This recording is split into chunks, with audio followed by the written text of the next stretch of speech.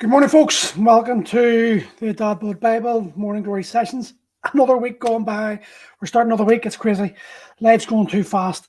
So listen, a few weeks ago, I was asked a question by one of my mates, and I thought this is very good. I'm lucky. I've got a lot of very intelligent peers in the industry who are able to ask you the right type of questions, the painful questions, the questions that no one really wants to be asked. Making sure it's on there. But need to be asked, and when you can actually ask these questions and you can analyze what's being said, it can definitely change you. It can help you change. So the question I was asked was, would you be happy if your daughters were to bring home a man who was basically the way you currently are, the real you, not the public persona, but the guy that only you know? Would you be happy if you found out your daughter was going out with someone who is basically you, except not you? Or would you be happy if your son was being influenced by people who was just identical to you in every way, except they're not you? And that's what sparked me to change, because I was honest with myself, and I was like, no fucking way. If my daughters were to bring home a man who I was 3 weeks ago, I would be so angry. I'd be pissed off. I'd want to kill him, because the guy I was, the way I was acting, the way I was thinking, wasn't helping me. And I was noticing myself becoming angry, becoming pissed off, putting the blame on everyone else, my situation. I was turning into the guy I hated. And I'd say a lot of us fall into this trap. And the problem is, when you're in that thing, your frame of the world, your perception of the world is dictated by your current thoughts and actions, right? And it's impossible for you to solve the problems that you have in your life by using the same thought process that originally created the problems you're in. So in order to change who you are, in order to change the situation you're in and become a different person, you've got to be willing to change the person you are. Now, your stories, your life, the feelings and emotions that you have, like they all drive. These are the things that drive your actions, and they are what determine the results you get. So you cannot expect to get anything different than you've already got today without the willingness to embrace change. And this is something that resonated with me. That question that I was asked, it made me go deep into thought and deep into who I was today and how I was turning out. And it forced me to accept that the guy I was 4 weeks ago was not the guy I wanted to be. And in fact, he was the reason why I wasn't happy. And it was painful. It was painful. And if you're going to do this, if you sit and have thoughts, if you have a think like this, you're going to find it very painful to accept that the guy you are and the guy you've been the guy you've been presenting to the world isn't the guy you want to be. And that's where the conflict happens, because you want to be someone, but you're currently being someone different.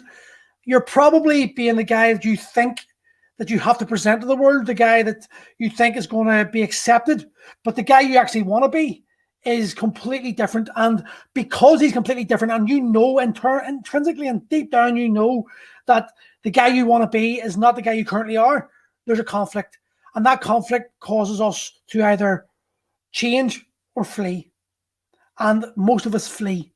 Most of us run away from the guy, because in order to be the guy that we want to be, it's going to require us to step up and take actions we've never taken before. It's going to require us to maybe be vulnerable, not maybe, but definitely be vulnerable in our own, because even though the guy that we want to be is probably going to be accepted by a lot of people, in our minds, we're thinking he's so far left or far right of who we are currently that we're going to be mocked, we're going to be joked at. So it's easier to pretend to be a guy that we think is a perception of the world. A great example for me was, I've got a friend who's an actor, and he's been on a weight loss journey for decades.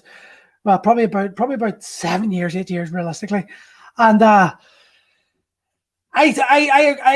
told him, I said to him, listen, you're a good actor, and you're confident behind the camera. And the reason you're confident behind the camera is because when you're acting a role, It's not you. So if criticism comes your way, if say the role wasn't great, you didn't do a good performance, it's not going to really affect you that badly, because you know you were acting a role and you just didn't manage to hit that person the way other people perceived you should have. It's not the real you.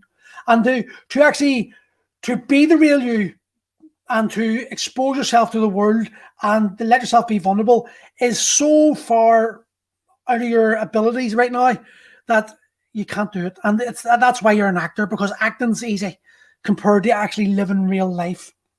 Now, the thing is, when you're willing to do this and you actually expose yourself like that, it's also fucking powerful, because how do you frame this? It enables you. It gives you the power. It enables you to have the power to change, and change is the most important part of your journey. The willingness to change, the willingness to look inside yourself and realize the guy you are today is not helping you become the guy you want to be.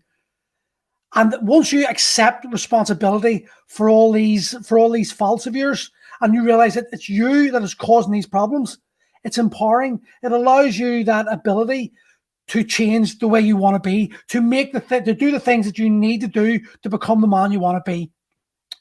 It's like when guys join Primal, or guys join me on the Dad Bod online programs, there's a lot of them that will naturally take the program and blame me when the results don't happen.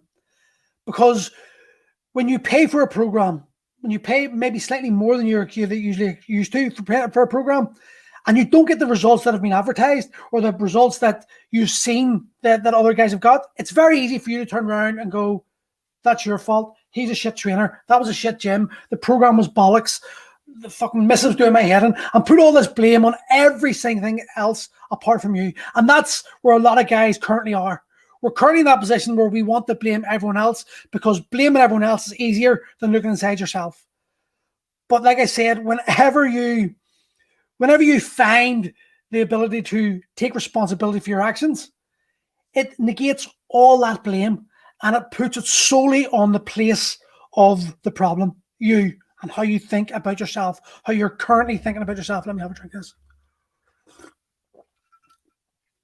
If investment in a program was the way to get results, then all it would take for everyone was to buy a program and you get a six-pack. And the thing is, the investment part is the easiest bit of the whole thing. Handing over money is easy. Even if you don't have that much money, or you tell yourself you don't have much money, most of us always find when we were allowed to, you were always going to find enough money to go out for a pint with the guys, or buy something you really were emotionally bought into. But spending money on a program, if you look at yourself properly, that was going to require work, you'd always find a reason why not to do that. Oh, it's not the right time, or that gym's too far away, or I don't have that equipment. There was none of those reasons. The real reason was because you didn't believe. Deep down, you did not believe you could do it. And then maybe somebody did eventually take the leap. And I seen a lot of guys, and when I was training, when I had Primal open, they would come in and they were like, oh, I'm going to make a change. I'm sick of this. And they'd grab their bellies and do all this shit. 6 weeks later, they're gone. Why? Because they weren't willing to go all in. They weren't willing to take responsibility for their actions. And it was very easy for them to go, your man Murray, he's just a slobber, or that Primal, it was a shit gym. But the reality was, there was guys in their very classes doing the exact same exercises, getting the same results. But again, it was like, oh, but they're training longer than me, or they have more experience, or their genetic makeup's different. There was always some reason to justify why they weren't getting the results, when the reality was, it was them. Because the hard work comes after the investment. The investment is the easiest part. When you step into the gym and you've invested and you're ready to go, and then the work starts and the sacrifices have to be made, it's going to expose all your current feelings, and that is going to make you feel vulnerable. And when you feel vulnerable, you're going to go back to your natural default thought patterns, or your default actions, which is going to be blame. And when you play the blame game, you're holding yourself in that position you're in today. And if you want to remain that position in the way you are today, well, then just keep doing what you're always doing. But you've got to understand that you're always going to get what you've always got. And for most days, what you've always got is subpar to what you could have and what you want. And when you realize that, and you understand that the pain you're going to suffer short term of sacrifice, of dedication, of discipline, of consistency, the stories you're telling yourself, the current stories you're telling yourself of how hard it's going to be, it's manifesting and in the reality.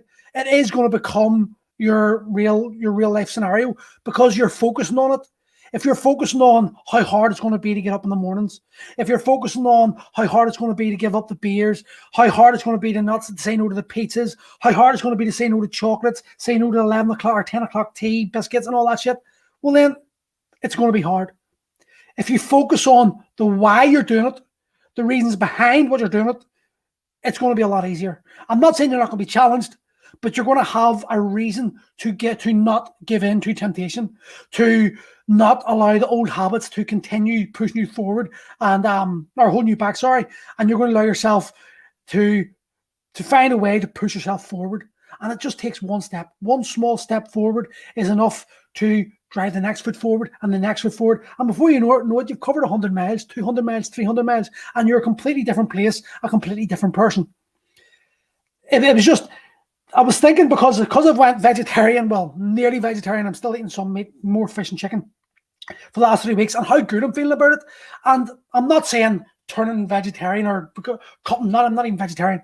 Let's say cutting down the amount of meat I've eaten has suddenly made this like woo-woo change in my life. But I have noticed crazy things happening, like synchronicity happening with this simple change. I'm more motivated, I'm more alert. Because I'm more alert and more motivated, I'm doing workouts. Because I'm doing workouts, I'm feeling better about myself. Because I'm doing workouts, I'm feeling better about myself. I'm going, well, I might as well add some mobility in. And mobility was my downfall. And because I'm doing that, I'm feeling better about myself. And the joints aren't so sore. And because I'm seeing the results, I'm feeling better. I'm able to say no to the things that I always went for, like the chocolate and the comfort foods that I always turned to. But I was like autonomously eating. It's now all gone. I'm surprising myself when Gail asked me, do you want a chocolate? I'm going, no, I'm all right. I would never say no to chocolate. I would never. Anyone who knows me would know that I would not say no to chocolate. Gareth, when he worked in Prem with me, used to just look at me in shock as I polished off 4 bags of chocolate buttons inside 10 minutes. That was a daily occurrence for me. I would have eaten easily between 1,000 and 2,000 calories of chocolate a day. I was addicted. Chocolate was my heroin. And it's been like that for decades. Literally anyone who knows me knows my problem. I'm the type of guy that when I went to my aunt's house, I would have eaten the dessert before I ate the dinner because it was there and I couldn't say no. Knowing fine rightly I was going to have another dessert afterwards anyway because there was always going to be spare left. Chocolate, sweet food, sugar, it was my heroin and it held me back. And for some reason, I've cut out meat. And I'm not saying this is somehow correlated, but it's happened that I've cut out the meat. I'm eating a lot more vegetables and more nutritious live foods, as they call it. And I am feeling so much better. And my mindset, my thought patterns have all changed along with it. That one small change has made a massive difference in my life. And it's now turned out to the point where I'm dropping weight. I'm feeling better about myself. I'm not in as much pain. Of course, my hips still hurt, but I'm nowhere near as much pain as I was. My pain level is probably about a 5 out of 10, where it used to be a 7, 8 out of 10 on a permanent basis. So listen, back to the original question. Would you be happy if your daughter brought home a version of you, who you currently are today, as the guy she's going to marry? Would that make you feel uncomfortable? Would you feel uncomfortable if your son started hanging about and being influenced by the man you currently are today? Would that make you feel happy? Now, I'm not saying it's you. I'm talking about a version of you that you don't know. Imagine you take a guy, the person you think right today, how you think, that voice in your head, take him out of you and put him beside you and give him a name. That's the guy your daughter's going to date. That's the guy that's going to influence your sons. Would you be happy with if that man was the man influencing or marrying your children?